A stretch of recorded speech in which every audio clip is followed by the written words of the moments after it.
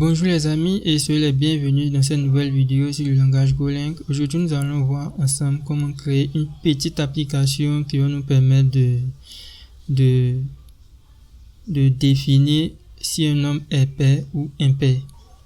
Ok, donc sans plus tarder nous allons continuer. Voilà, nous allons déjà créer un package. Donc je crée mon package. Bon, lui je vais l'appeler main parce que c'est la fonction principale. Maintenant, on va définir une fonction main. C'est la fonction main en fait qui va gérer l'application et on va définir le serveur. Donc, je fais http.handlefunc. Bon, http.handlefunc va nous permettre de définir nos différents routes, nos différentes réponses requests. Mais nous allons utiliser le premier paramètre, nous allons mettre la route, donc on va mettre la route slash. Et le deuxième paramètre, nous allons mettre par exemple une fonction. Ok, donc c'est une fonction qui va retourner une requête. Donc moi je vais juste mettre le nom de la fonction. Là je vais l'appeler accueil. Voilà, et je vais définir cette fonction juste en dehors de la fonction main. Voilà, je définis ma fonction accueil. En fait, ça va me permettre d'afficher la page d'accueil. Voilà, et là je n'ai plus d'erreur. Donc le premier paramètre c'est http.responseWriter. Voilà, http.responseWriter et le deuxième paramètre r astérisque. Donc je mets astérisque http.request. Voilà. Donc ici nous allons maintenant déclarer une variable template. Voilà, une variable de type template. Je fais 2 points égales template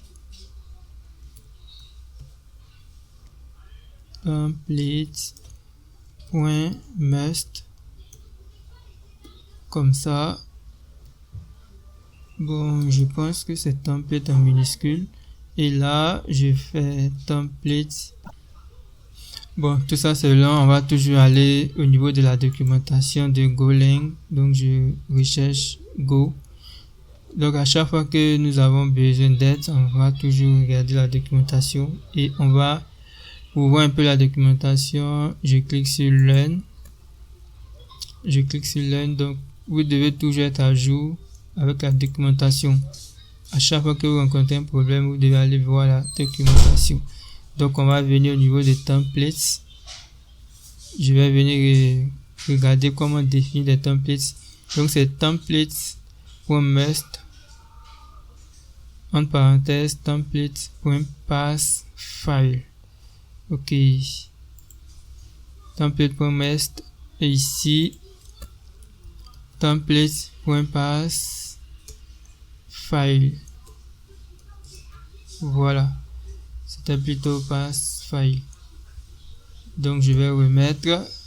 Ok, donc ensuite appelle le template.passFile.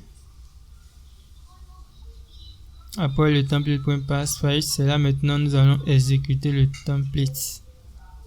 Ok, donc je fais template.execute tout simplement. Bon, si on a la possibilité, lorsqu'on fait un template.execute, logiquement on devait définir une variable. Donc on va définir le w et ici on va dire qu'il prend la valeur nulle. Voilà, donc on va démarrer notre serveur. Pour démarrer le serveur, je vais ouvrir mon terminal, ou bien je vais pas utiliser le terminal de VS Code, je vais simplement utiliser mon terminal juste ici, Commander. Donc je vais écrire go run main.go et je démarre le serveur. Donc on va patienter.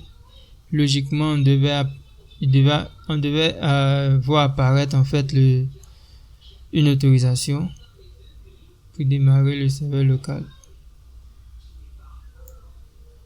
Bon, j'ai oublié quelque chose en fait. Pour démarrer le serveur, j'ai oublié quelque chose. Bon, on va aller voir dans Hello World and j'ai oublié quelque chose. J'ai oublié quelque chose. Voilà, c'est HTTP listen and save. Donc c'est normal que les serveurs ne démarrent pas. Donc je fais http.listen and save. Et le premier paramètre, je mets 2.80 et le deuxième paramètre, logiquement, c'est nil. Voilà, donc on va démarrer le serveur en faisant go run main.go. Vous voyez que on va cliquer sur autoriser l'accès. Maintenant, on va venir au niveau du navigateur, donc on va lancer localhost. Et logiquement, on devait avoir une page de localhost.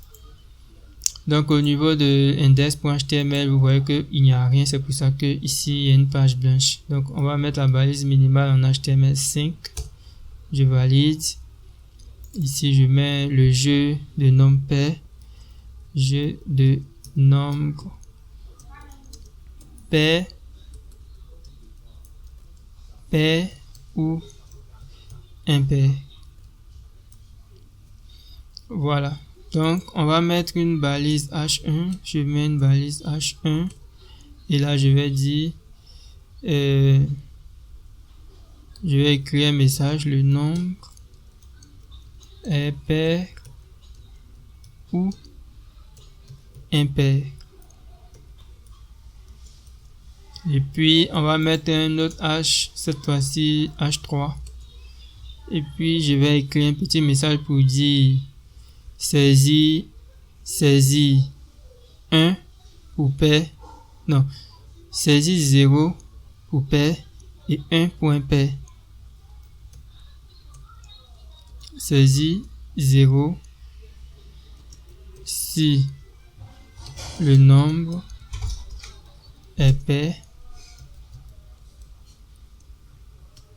Et puis là, je vais dire saisis 1 si le nombre est impair, tout simplement. Donc, on va actualiser. Vous allez voir que voici le nombre est pair ou impair. Saisis 0 si le nombre est pair. Saisis 1 si le nombre est impair. Voilà. Maintenant, on va mettre un petit formulaire pour attendre que l'utilisateur puisse saisir quelque chose. Donc, je fais form. Là, je vais mettre un formulaire en poste. Voilà. Et ça va aller vers la route pair. OK. Ou bien nombre. Voilà. On va créer une route nombre. Ensuite, on va définir le champ input. Le champ input type. Bon, je propose qu'on met sur nombre. Number. Donc, ça sera number. Et puis, value min. Bon, on va laisser nombre et le name. Le name, bon, on va l'appeler nombre. Et puis la valeur par défaut, on va mettre 0. Et puis, on va simplement dupliquer ça. Et l'autre, ça sera un bouton. Donc, je mets submit. Bon, on n'aura pas vraiment besoin du name. Ici, on va écrire valider. OK. Donc, on vient actualiser. Voilà. Donc, saisis 0 si le nombre est pair. Saisis 1 si le nombre est impair. Voilà. Donc, si le nombre est pair, on saisit 1. Et si le nombre est impair, on saisit 1. Si le nombre est pair, on saisit 0. Voilà. Et on peut valider. Dès que je valide, vous voyez que ça va vers la route n nombre. Bon, vu qu'on n'a pas défini la route nombre, c'est pour ça que ça pointe vers ici, vers. Donc, ce que nous allons faire maintenant, nous allons commencer le traitement en poste. Et pour traiter le traitement en poste, on va simplement dupliquer cette route-là parce que, voilà. Donc, on va définir une route vers nombre. Et puis ici, ça sera une fonction nombre. Donc, je vais copier tout ça. On va pas réinventer la roue et simplement, je vais la remplacer accueil par nombre. Voilà. Ici, c'est plutôt nombre. Donc, on va simplement dupliquer ça.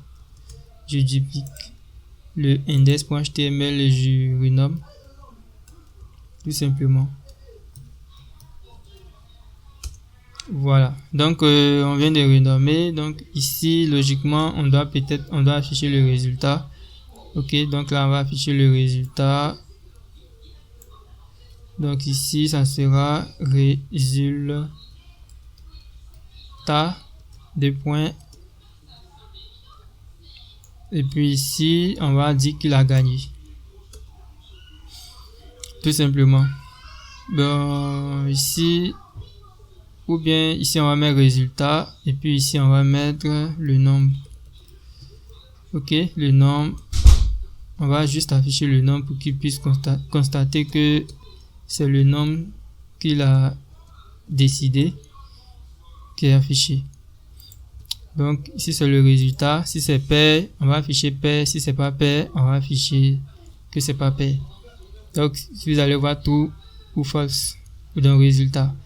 Voilà, donc à ce niveau-là, on va maintenant définir en fait une structure.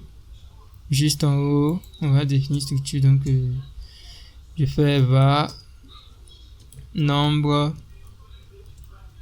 pair struct. Voilà, je définis ma structure et le premier élément en fait, ça sera le nombre. Donc je vais l'appeler nombre. Nombre et ça sera un entier. Et ensuite, là je vais l'appeler parité. Et là ça sera un booléen. Voilà. Pour définir un booléen, on met bool. Bool. Et ici, nous allons définir une variable qu'on va appeler nombre nombre pair. Donc ici, ça sera nombre pair. Deux points égales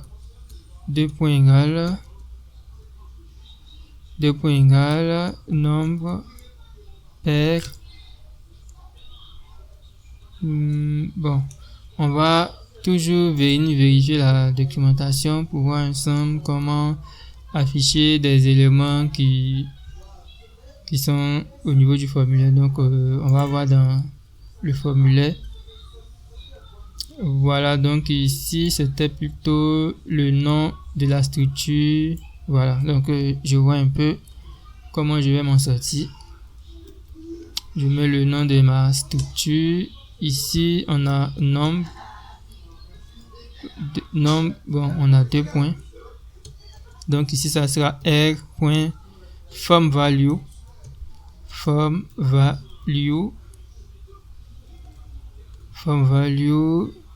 Et on va simplement venir recopier le nom du champ qui est là. Donc là c'est le nombre.